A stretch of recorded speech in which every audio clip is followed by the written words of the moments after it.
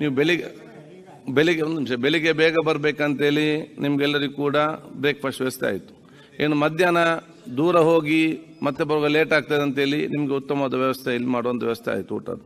ಮತ್ತೆ ಕೆಲವರು ಹೇಳ್ತಾರೆ ಊಟ ಎಲ್ಲ ಚೆನ್ನಾಗಿತ್ತು, ನಾನು ಸ್ವಲ್ಪ LH ಹೋಗಿ ನಿದ್ದೆ ಮಾಡಿ ಬರ್ತೇನೆ ಅಂತೇಳಿ ಮತ್ತೆ ಅವ್ನು ಬರುವುದೇ ಇಲ್ಲ.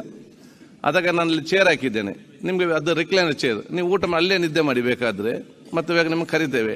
ಅದಕ್ಕೆ ಒಂದು ಪೈಲಟ್ ಆಗಿ ಅಲ್ಲಿ ಹಾಕಿದ್ದೇವೆ. ಅದು ನಿಮ್ಮ ಅಭಿಪ್ರಾಯ ತಗೊಂಡು ಇನ್ನು ಮುಂದಿನ ಅಲ್ಲಿ ಸೈಡಲ್ಲಿ ಅದರಲ್ಲಿ ಟೆಸ್ಟ್ ಮಾಡಿ ಆಗುದಾದ್ರೆ ಮುಂದಿನ ಅಧಿವೇಶನ ಆಗುವಾಗ ಅದನ್ನು ನಾವು ಪರಿಗಣಿಸಲಿಕ್ಕೆ ನಮ್ಮ ಪ್ರಯತ್ನವನ್ನು ನಾವೆಲ್ಲ ಇವತ್ತು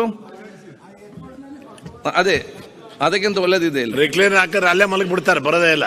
ಅಲ್ಲಿ ಎಲ್ಲಿ ಹೋಗಿ LH ಅಲ್ಲಿ ಎಲ್ಲ ಮತ್ತೆ ಬರೋದು ಕೂತು ಇಲ್ಲಿ ಎಬ್ಬಿಸ್ಕೊಂಡು ಬರ್ಬೋದಲ್ಲ, ಅರ್ಜೆಂಟ್ ಬನ್ನಿ ಅಂತ ಹೇಳಿ.